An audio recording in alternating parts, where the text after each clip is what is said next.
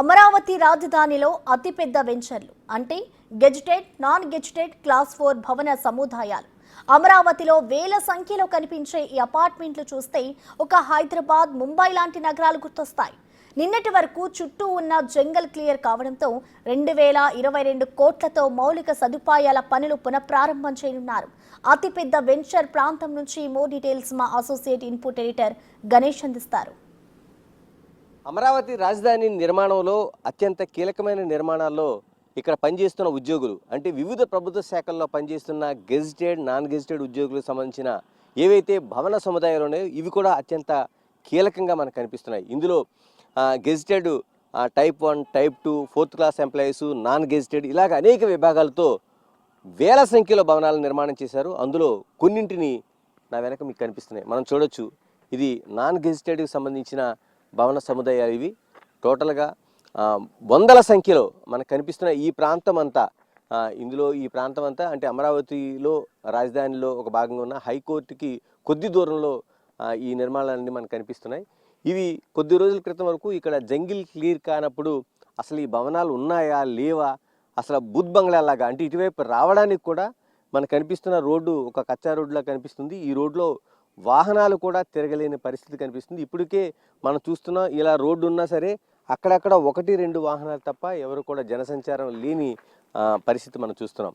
అలాంటిది నిన్న మొన్నటి వరకు అంటే మొత్తం టోటల్గా ఇదంతా నిండిపోయిన తర్వాత అంటే ఒక అడవి లాంటి ప్రాంతంగా తయారైన తర్వాత ఎవరు ఇక్కడికి రావడానికి కూడా సాహసించలేదు. కానీ ఆ జంగిల్ అంతా క్లియర్ చేస్తే ఎన్ని భవనాలు ఉన్నాయో మనకు చూడొచ్చు. ఇందులో కొన్ని భవనాలు రంగులు వేసి అంటే బయట లోపల పూర్తయిన తర్వాత రంగులు వేసి కనిపిస్తున్నాయి.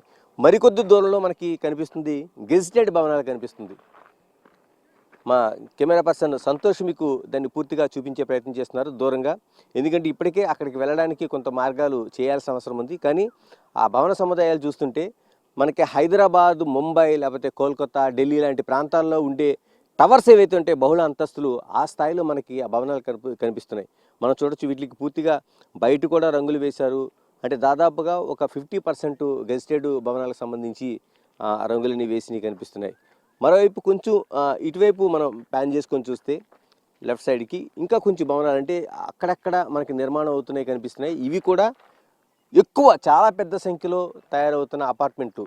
ఇవి 4వ తరగతి ఉద్యోగులు కావచ్చు, లేకపోతే మిగతా ఏదైతే కింది స్థాయి ఉద్యోగులు ఉంటారో వీళ్ళందరికీ ఉండే ఒక భవన సముదాయాలుగా ఇవన్నిటిని చూస్తున్నాం. వీటన్నింటికి కూడా ఇక్కడ మనకు కనిపిస్తుంది రోడ్డు లేవు. అంటే పూర్తి స్థాయిలో రోడ్లు నిర్మాణం జరగలేదు. ఎందుకంటే ఇంకా కచ్చా రోడ్లు కానీ కంకర పైకి తేలిపోయి వెళ్ళడానికి వాహనాలు వెళ్ళడానికి రాకపోకలు కొంత ఇబ్బందిగా ఉంది. మరోవైపు ఎలక్ట్రిసిటీ చూస్తున్నాం. అంటే పూర్తి స్థాయిలో ఎలక్ట్రిసిటీ ఉన్నా ఇది ఎలక్ట్రిసిటీ మొత్తం పూర్తి ఆ భవనాలన్నింటికి అందించాల్సిన అవసరం ఉంది.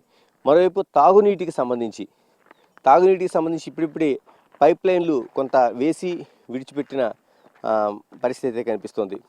వీటన్నింటికీ కూడా అంటే టోటల్గా ఏవైతే ఇవి ఉన్నాయో వీటన్నింటికి మొత్తం దాదాపు 2022 కోట్ల రూపాయలు అంటే ఇక్కడ రోడ్లు కావచ్చు, ఎలక్ట్రిసిటీ కావచ్చు, లేకపోతే మంచినీరు కావచ్చు, వీటన్నింటికీ ఏర్పాటు చేయడం కోసం అంటే వేల సంఖ్యలో ఉన్న ఈ gazetted, non gazetted, class 4, type 1, type 2 ఇలాగ ఇవన్నీ ఉద్యోగులకు సంబంధించిన ఈ భవనాలకి విద్యుత్తు, మంచినీళ్లు, మరోవైపు రోడ్లు ఈ మౌలిక సదుపాయాలు కల్పించడం కోసం దాదాపు 2022 కోట్ల రూపాయలు ఖర్చు అవుతుందని ఒక అంచనా వేశారు. ఇప్పుడు పునఃప్రారంభంలో ఇవి కూడా ఉంటే ఖచ్చితంగా ఇవి కూడా ఒక 1-2 ఏళ్ళలో పూర్తవుతుందని ప్రభుత్వం అంచనాలు వేస్తుంది. ఇవి కానీ అయితే ఇక్కడ పనిచేస్తున్న అమరావతిలో పనిచేస్తున్న వివిధ డిపార్ట్మెంట్ ఉద్యోగులందరూ ఇక్కడ ఉండే అవకాశం